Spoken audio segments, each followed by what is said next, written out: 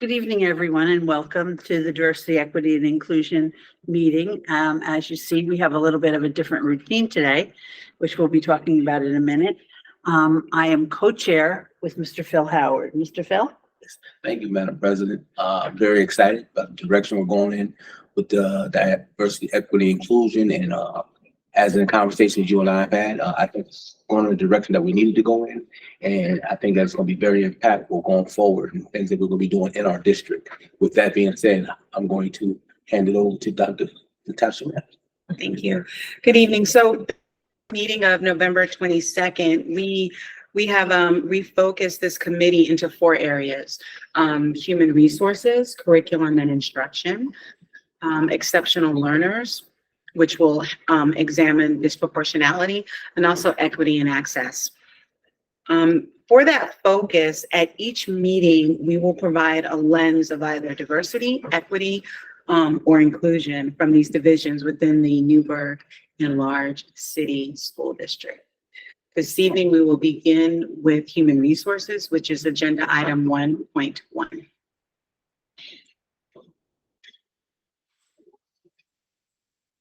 So thank you, Dr. Freeman Mac, and to our board president. Thank you for this opportunity. So we have been looking at diversity in our schools across the district for a number of years now. And so what we've noticed is that our student enrollment doesn't reflect the staff that is hired in the district. So with that, we can see that there's a disproportionate amount of staff that look like the majority of our population. And so research speaks to this particular point, that whenever there is a staff reflection of the student population, then that helps engage students. And so we've been taking a look at this, and we have been also communicating with our staff in the buildings, administrators, that we need to take a look at our student enrollment of our buildings.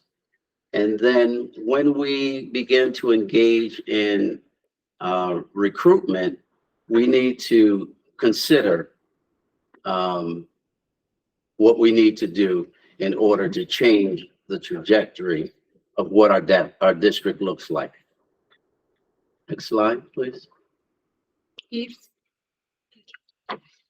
So if you take a look at this particular slide, you'll see that there are some concerns, and the concerns are in 2 areas. One is in recruitment, and the other is in retention. So in recruitment, this is across the nation. This is just not, in Newburgh, that there are not enough candidates. There's not enough candidates that are actually going into education that is diverse. And we can see that through a lot of our career fairs that we attend. Some that we've just had one recently. We did see some diversity, but the majority, of the candidates are not Black or brown. And so that's one of the barriers. Another barrier is the qualifications during screening. Another barrier is salaries. Now, depending on, in real estate, there's 3 things that they look at: location, location, and location. And so we can't compete, or we are not able to compete with those persons that, or professional staff that come from New York City, Westchester. Our salary schedules do not, we just are, is not comparative to those that are in lower New York. When we look at the retention, you can see the concerns there that we have with retention. Some have left the profession regarding family matters. Others, you know, the second bullet, incongruity between the high expectations of the district and the skill set, you know, what they come to the district with. And then, of course, competitive salary. Now you see in the barriers in recruitment and the barriers in retention, one of the common things is the last bullet. So I read something in the Wall Street Journal about 2 weeks ago, and it stated that between October 21st of 21, or October 21, and January 21, 300,000 teachers left the profession nationwide. 300,000. And some of them is because of the stress that is being placed on teachers. The other, another category was that, and I don't understand this category, but they don't want to work full time. They want to work part time, and they want to work at home. Now that could be due to the pandemic and how we had to shift.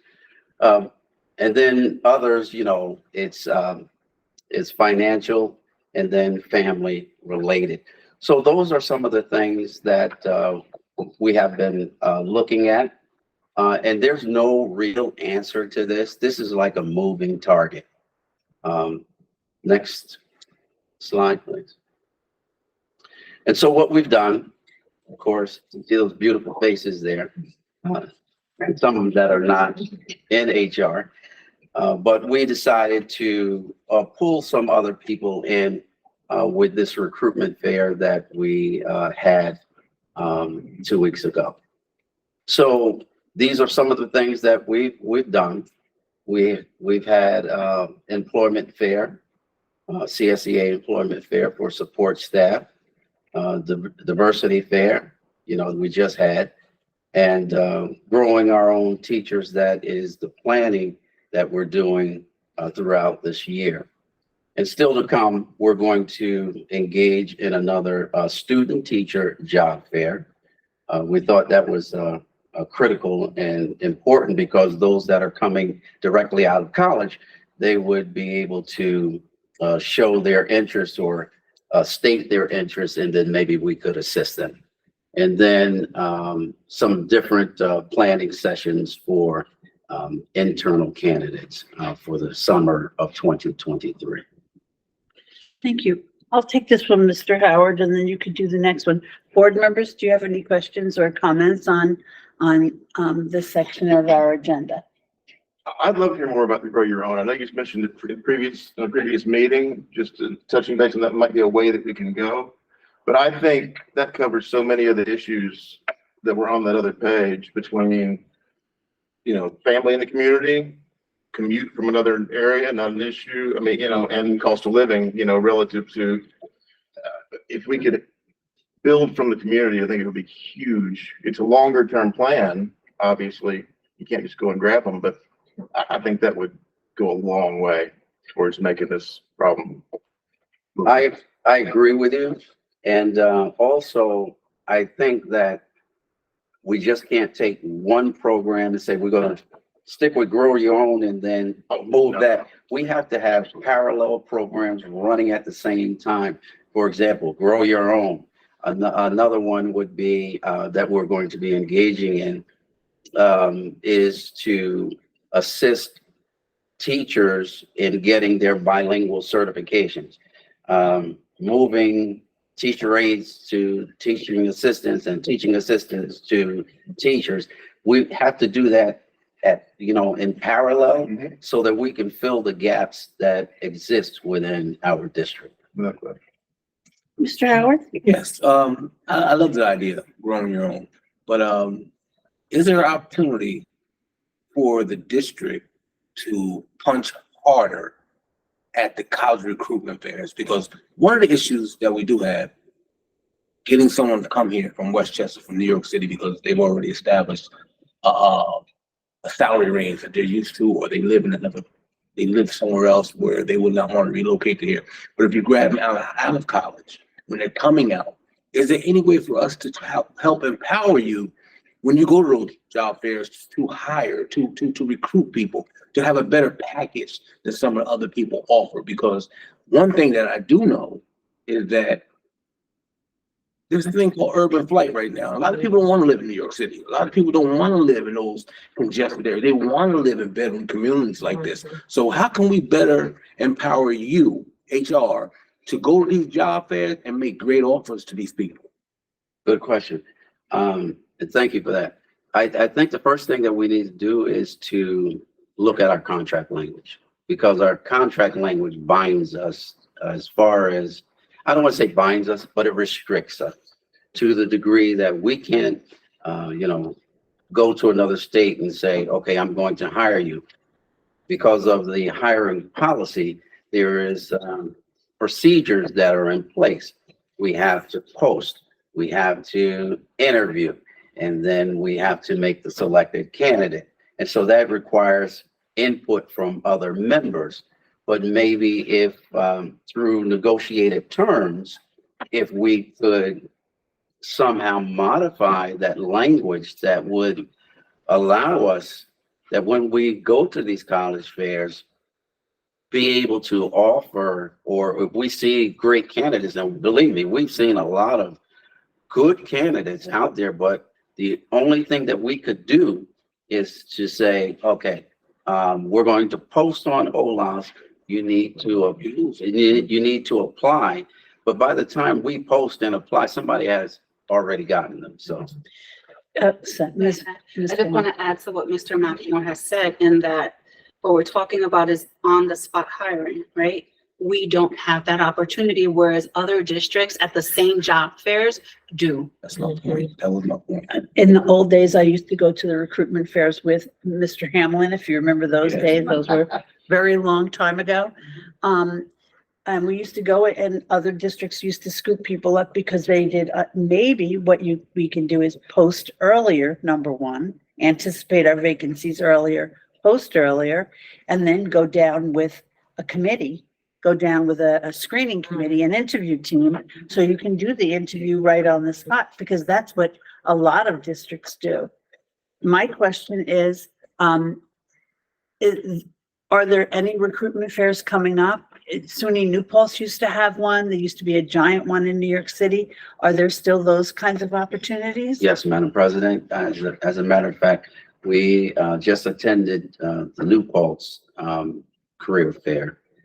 We just had ours. There's another one coming up in College of St. Rose, where there's a converge of many school districts that are coming together, and there's people all over the place. As a matter of fact, when we were in the career fair for New Paltz, there was a team from Nevada that had 3,000 openings.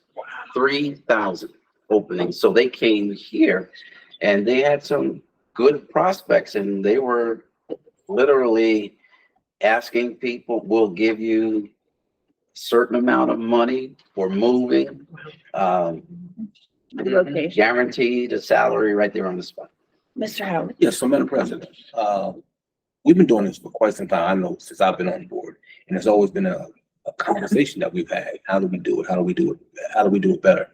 And if our actions don't meet our talk, if our talks don't meet our actions, then it's like doing the same thing over and expecting different outcomes, different expectations. So I guess my question to you, Madam President, to Mr. Lamar, is there some way that we as a board can try to help and change this direction that we're going in, to empower HR to do things that we haven't done, because we can't continue to operate the same way and say we want something different. If we really truly want something different, then we have to empower our HR department to go out there and do things differently. One of the critical things that both Ms. Vaughn and Mr. McLemore did say was that they're kind of held back by not only policy, but procedure. So I think we need to take a look at those and help to kind of loosen them a bit or make them more flexible so that they can be used on an as needed basis on site. And I think it's not that way now. Mr. Lamar? I agree. If restrictive policies are part of the problem, I mean, I don't know why we couldn't loosen them. Well, I think that there's a process. and Well, I'm sure there We're is. gonna I have to mean- go through that process. Thank you. Thank you very much. You're welcome. Mr. McLemore, you want to do the next group? Mr. Howard. Oh, sorry. You all know. I'm looking at him saying you. Sorry, Mr. McLemore. Mr. Howard. Now we will go to our curriculum instruction through diversity, and I believe Ms. Andrew Moriarty and Dr. Caitlin Farrell will take us from there. Thank you very much. Andrea and I will split our presentation. I'm going to start speaking about our ELLs, our English language learners. We have an enormously diverse group of English language learners. If you could go to the next slide, please. Thank you. We encompass a minimum of 14 different languages in our district. While most of our ELL students and families are of Spanish heritage, we, as you can see, have a huge array of other languages that we need to provide services for and support our students. We regard our newcomers as assets. These students bring a richness and a variety and a heritage to our district and to our other students that is unsurpassed within the Valley. We celebrate them as an asset. They bring a diversity in thought and culture and traits and characteristics. And even, as you can see in the next slide, please, thank you. Even among our predominantly Spanish speakers who comprise 90 or more % of our ELLs, there is a huge variation within the culture and the vocabulary that our students use. We work extremely hard to affirm those differences so that students feel supported. There are vocabulary variations. Different words have different meanings within a different dialect. And the same thing with how verbs are conjugated and pronouns are used. Our students from Chile and Guatemala don't always understand each other, even though they are speaking different variations of Spanish.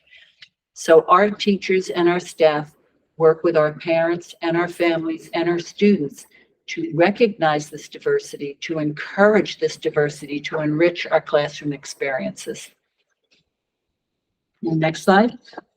So we talk a lot about windows and mirrors, and we talk about creating welcoming and affirming learning environments. One of the things that we've done recently to create that feeling of windows and mirrors is provide classrooms with culturally diverse literature and libraries. You can see some examples here of books that have pictures of students that look like them.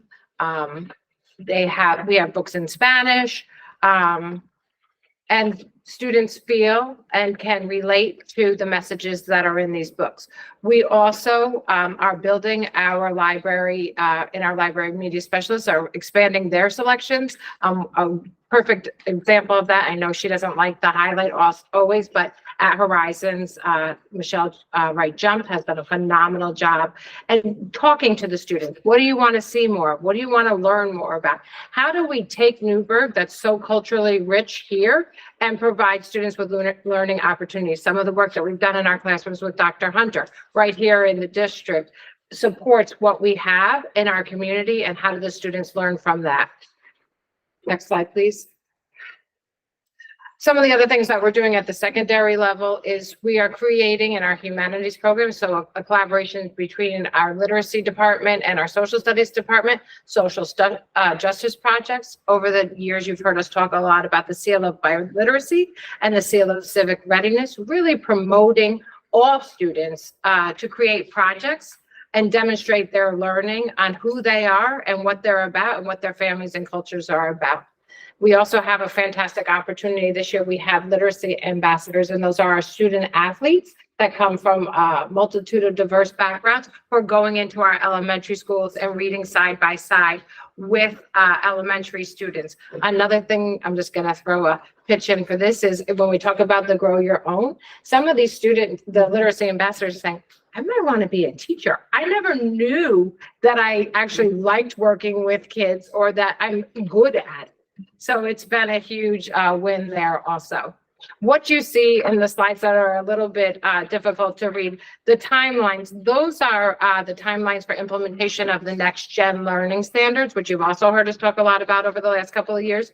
And that's inclusive of the rigor that is, that's our job, to teach rigorous learning and meet the standards. So our curriculum maps that are developed by our teachers in collaboration with directors here support the instruction that should be provided for all students. Slide, please. So to support the professional learning for teachers and make sure that it's diverse, we have also a gift of the Newburgh Teacher Center. And some of the topics that they've been talking about there is exploring social emotional learning through children's literature, supporting academic achievement of ELS, as well as our African-American students. There's a book study on a guide to anti-bias and anti-racist work in your school community, and the language development context in all disciplines. And as well as not just, these are opportunities that teachers can take advantage outside of the school day, but during the school day in our vertical team meetings, which we now refer to as SSS meetings, and in the department and common planning time meetings at the secondary level. We're having those conversations. Teachers are asking questions. We're listening to student voice and getting their input into it, as well as parents too. Board members, questions, comments? Madam President? Not right this second. Mr. Lamar? No, thank you. Okay, so I think I would like to say a couple things. I think that scholars actually see themselves in the work, actually see themselves in the things that they do throughout the school day and throughout the course of the school year is so important, very important. And I know this may sound silly what I'm about to say, but all kids learn differently. Absolutely. And some kids have a way of learning that makes be so far outside the box, but they have to have something to be connected to what, sorry about that. Connected to the learning process. Have we looked into that, and also understand the things that we're offering, but are we doing a better job, a good job of letting kids know these opportunities are available? Because it's different to say you have something available as opposed to getting kids interested in what we have available, because some kids are just so disconnected at the early levels that it's going to take an extra effort to pull kids in to what we're doing. Well, I think one of the things that we're doing to encourage that also is expanding our CTE exploratory courses into our middle school. Starting this summer in summer school for grade 5 and also in our middle school summer school, our students will have an opportunity to do career explorations.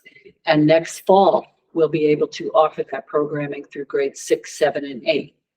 That does not necessarily mean that all opportunities will be reflected, Right. but it will be a beginning, a pathway to career development and career interests in addressing those. I think also going back to the diversity, we were a society that talked about the melting pot and how everyone was blended together to form one uniform whole. That's still important in our nation, but I think we, especially in Newburgh, recognize that the different flavors have to stand out and that everyone has to be able to develop within their own culture and be Yes. respected and have that identity. And that's true also in the other course offerings that we can provide, so that there's opportunities in an array of different areas for each individual student to pursue. Ms. Morrow? Yeah, I just want to add to that too. So to answer your question, I would say we can do a better job, and we're working on doing a better job. And one way that I know that is that having assemblies at the elementary, middle, and secondary levels. So for instance, to go back to Dr. Farrell's point about the CTE, having Mr. Etree and some of the teachers, and if possible, we're going to have some of the students come down and talk to the fifth graders. That's what we're going to get the fifth graders to go up and take a visit to the high school. But something that really stuck out for me, and this is real talk, and I know, Mr. Howard, you talk about real talk. So last year we had an assembly at North, and it was for our Ls. And something that I took away from there at the end, they didn't know they could go to college. That's real. So it really highlighted for me, wow, they were so excited. Their first generation talking about going to college, but they really truly did not know that they could potentially go to college. And it's when I realized we have to do a better job. Absolutely. That's very real. Madam President. I want to make a public announcement about the Newburgh Teacher Center. I know Dr. Farrell, as well as Ms. Moriarty, and I have been on the Teacher Center policy board for a number of years.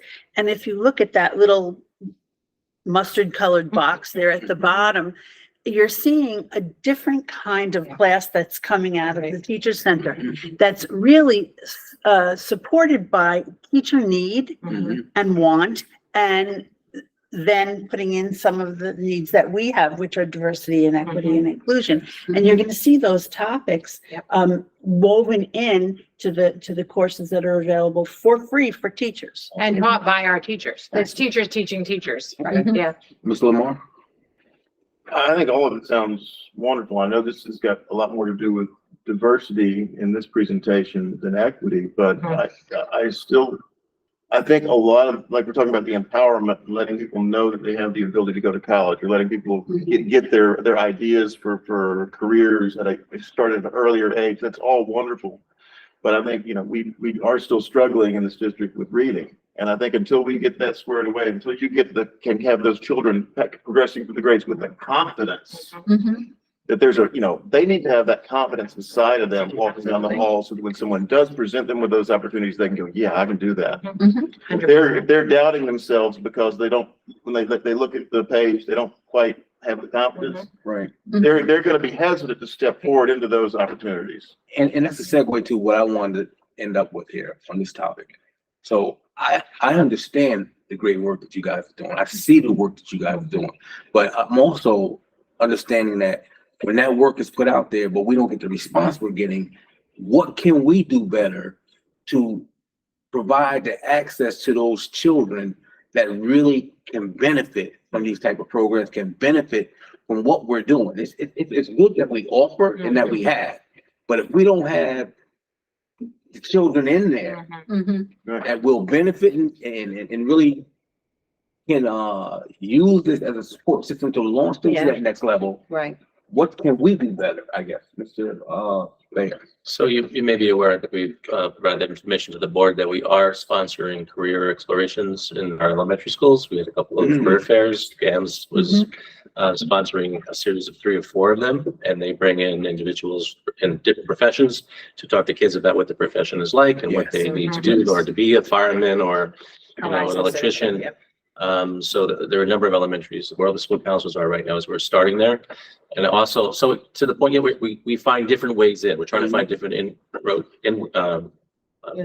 into these kinds of opportunities. Is even our summer program this year is going to have an opportunity for the CTE to come down to elementary schools to talk to them about what those offerings are at the high school, and then our elementary school kids will be going to NFA to see some of them in action, so they can at least get some exposure while they're young to imagine that these are things that are available to them when they're older.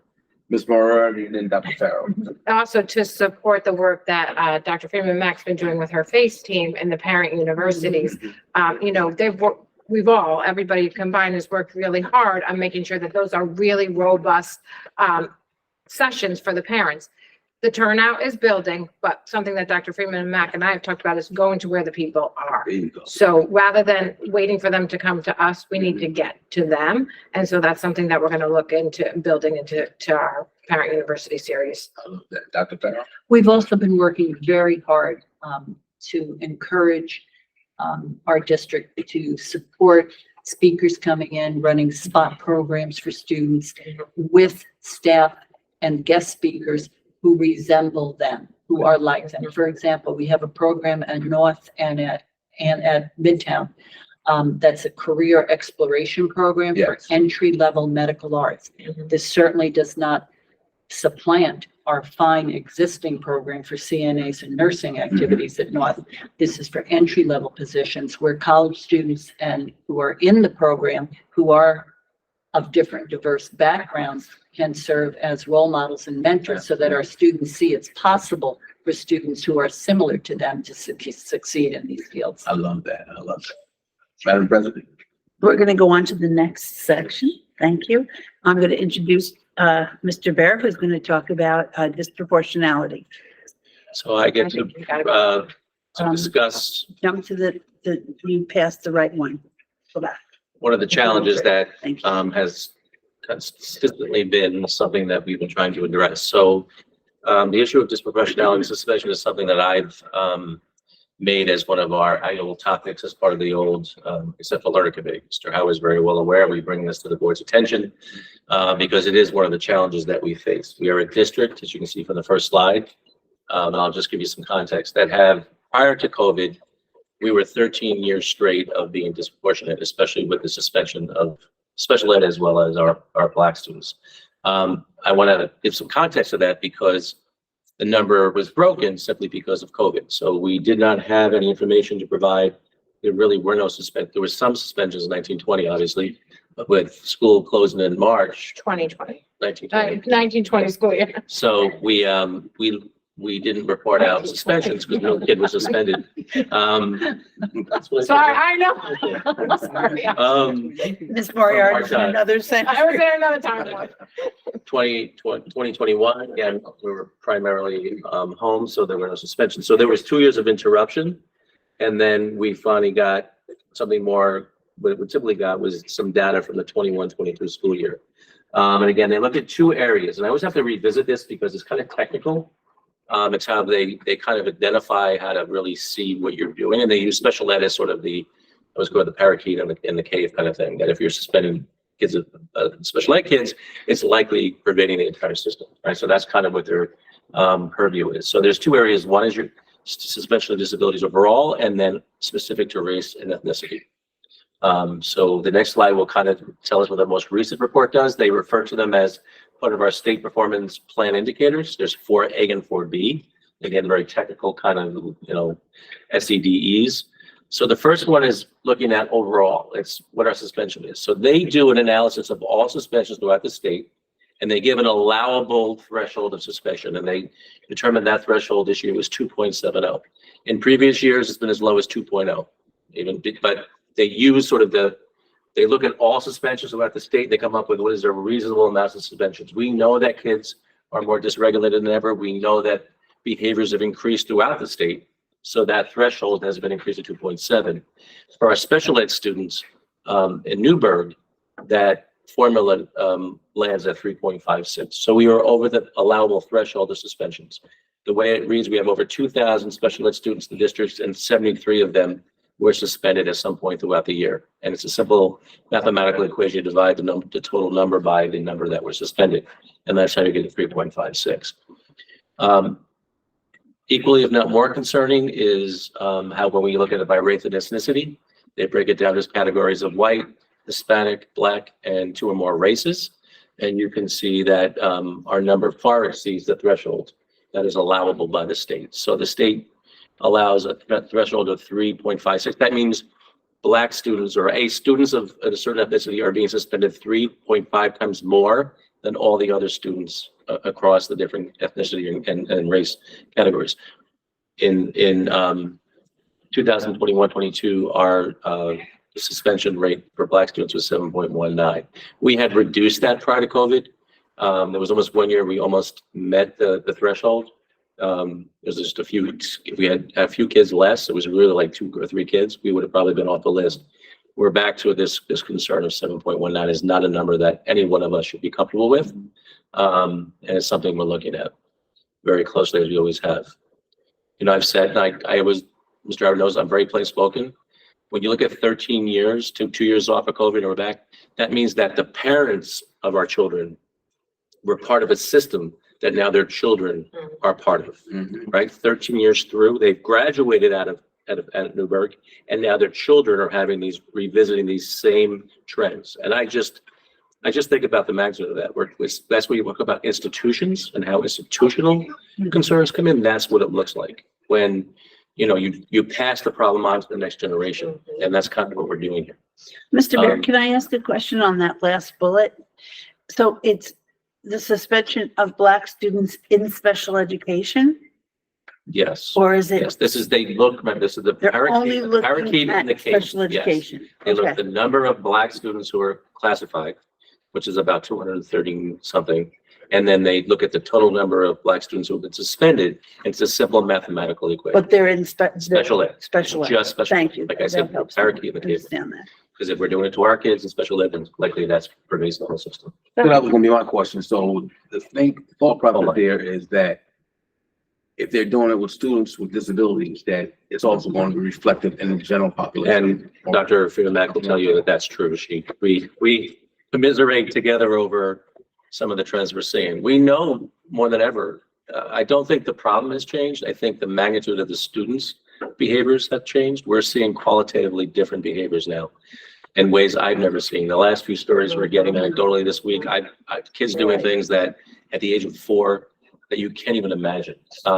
So that's a real challenge for us. We have to understand the students that are with us today are not the students that were with us before COVID, and many of them, this is their first educational experience, and it's certainly playing out in some pockets. You know, the one thing I always want to say about this is the overall majority of our students are doing well behaviorally. They're doing well. I'll give you an example. At NFA Maine, we broke down suspensions by grade level. And at the 12th grade level, almost nobody's being suspended. 98% of the students are exactly where they should be. They're on target. At the 9th grade level, it's 91%, right?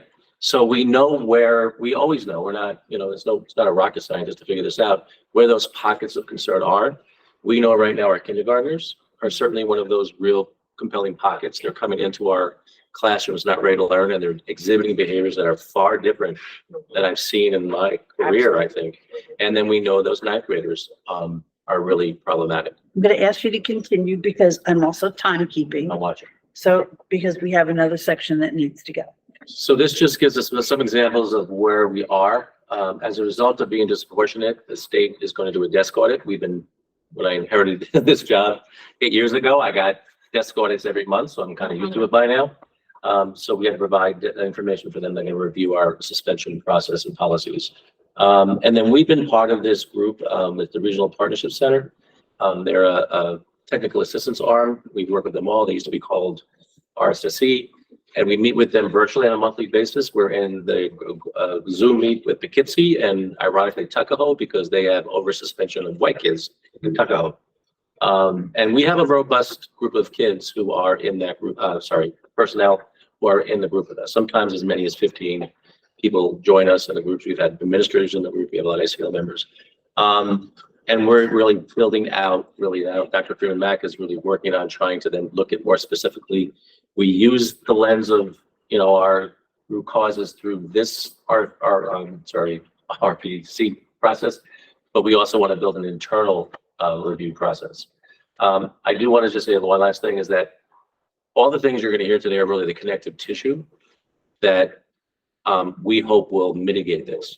If our kids are developing agency, if they see themselves in the curriculum, if they feel they have to walk in a affirming environment, if they believe they belong, sense of belonging is something we're tracking and we're seeing improvement in there.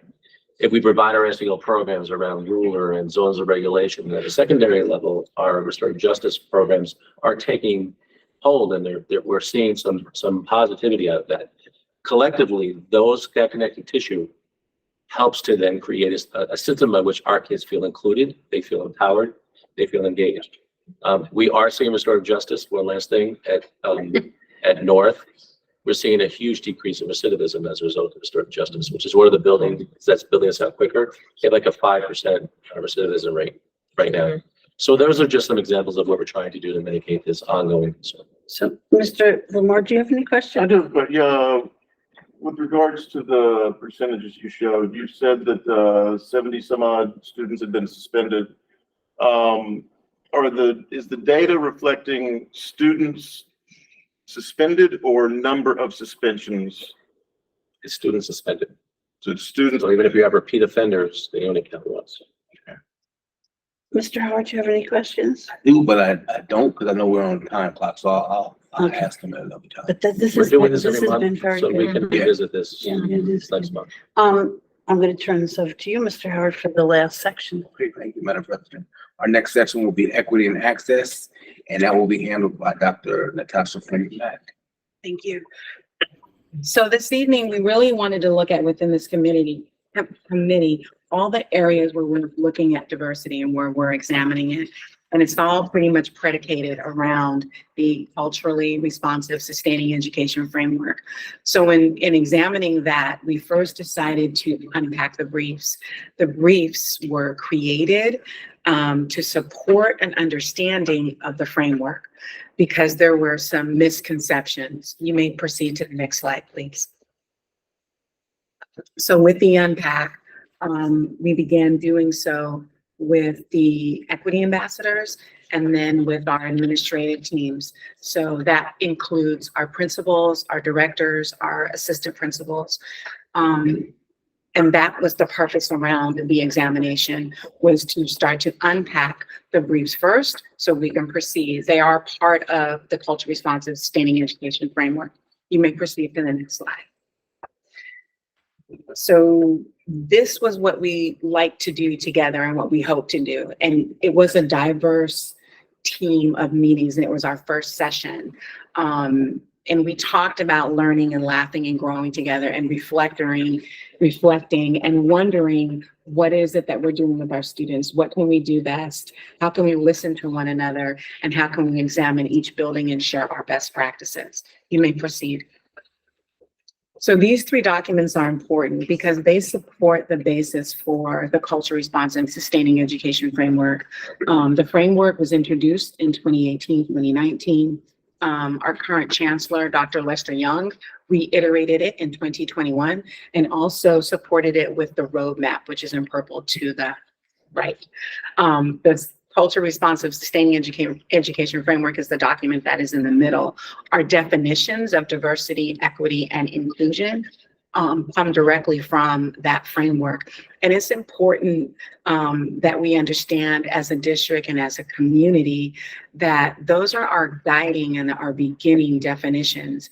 As we evolve in the district within these areas of diversity, equity, and inclusion, we will continue to look at these definitions and marry them to what we see more so as Newburgh and large city school district. So they're our beginning and our support and our start. You may proceed to the next slide. When we examine the briefs, what was really incredible about them is that we broke up into groups in the room, 6 groups to be exact, made up of principals, for one session. The second session was directors and assistant principals. And we looked at each brief. Each brief responds and explains to that question that is being asked. So what is the culture responsive sustaining education framework? It explains what it is and what it is not. What was really unique about this work within our group work is it allowed us to come together and examine what this framework is, what the briefs mean. How does it support our students? How can it change our classroom practices? How can it change us as a district? And how can we examine who students are when they come into our buildings and into our classrooms? And how can we best support them? How can they feel welcome and affirmed? How can we create ongoing professional development? How can we ensure that our curriculum is rigorous and our assessments are as well, and that it is inclusive? So as we broke down these briefs, we talked about what each brief is and what it is not. It was a very eye-opening and imperative conversation that we had as educators as we start to examine what is diverse, what is diversity, what is equitable, and what does inclusion look like in our classrooms. You may proceed to the next slide. We examined also what resonated with us. We talked about supports that we've created by utilizing our equity ambassadors and the principles, the 4 principles that exist within the culturally responsive sustaining education framework. And then also as it lends itself to welcoming and affirming environments, to ongoing professional development, high expectations and rigorous instruction, and then inclusive curriculum and assessments. Those are the 4 principles that ground and support the framework. So we really wanted to start to cultivate a lens with that as well. And those will be done throughout, well, a little bit this year, and absolutely within the next year, we will examine each principle over the next 4 years so that each building can cultivate their own roadmap. And this will support our students in ways that will be unbelievable. Next slide, please. Any questions? Madam President, questions? No, this is really good. I think we're bringing to the forefront things that have been in everybody's mind, but now we're kind of melding it together. And what I like the most about these briefs is that you've made it so that each school can have it personalized, which I think is really great for a school to be able to say, this reflects us as a community, and to bring the kids in of all diverse kinds of kids, it is the way to go. And I really applaud that. Thank Mr. you. Lamar. The only question, just the only question I've got is, I mean, I think it's a wonderful, approach to this, but is it meant to be, and I'm asking just because I don't see where it is here. Is it meant to be something that everything is built around? Or is it meant to be something that is infused into an existing educational framework? That's a great question. So the briefs and the framework, it's a philosophical movement. It's not necessarily a program or an instructional resource. It's a toolkit to support teachers in the way that they teach and interact with our students. It's understanding that this student is from Jamaica and has certain things that they enjoy and they like, and this student may be from Guatemala and there's differences within that. So I need to pay attention to my instruction. I need to be inclusive, and I need to make sure that my students are welcome. It's something simple, whereas when I was a teacher in the classroom in the Bronx, some of my students wouldn't look at me when I spoke. And I was going like this, going, do you guys get what I'm saying? Something going on. And one of them said to me, back then I was just Miss Freeman. Miss Freeman, it's rude to look an adult in the eye. And I went, oh. So that's what the briefs and the framework talk about. It's about understanding who your students are and giving them permission. You know what, you guys, we can look at each other in the eye because I need to see that you understand what we're doing, because this is our community and we're going to learn together. So it's okay if you look at me in the eye, and this is what we're going to do next. So it's those conversations. It's a toolkit to help teachers. Okay. So Dr. Mack, I think this is incredible. I really am fired up that this work is being done, but I have a question for you. This work is so important. And the last question that Mr. Lamar asked, and the answer, I guess, is it's more of a mindset. It helps with the mindset, but with the board being the governance body of the district, and a lot of that work is going to be, what's the word? Not phased out, but a lot of those things will come before the board. Needing money for this program or how do you bring the importance of CRSE to the board members? When do we get some PD on that? Because it's important as board members that we understand what CRSE is about. We understand the importance of CRSE. We understand what's needed to get us to a space where those conversations can be had and that work can be done. My hope is that we will be unpacking the briefs with our board trustees during the retreat. I welcome it. I'm excited about it. Madam President, I'm gonna leave that up to you. Well, we have a retreat that's going to be coming up, but I think right now we're embroiled in budget Yeah, absolutely. Okay. We're up to our neck in budget. Mhm. So, I'm gonna kind of conclude this. Thank you, everybody. I think this was a really very powerful meeting. And I think, Good job. I can't wait till next month. So thank you very much. Thank you. Likewise, thank you. Thank you.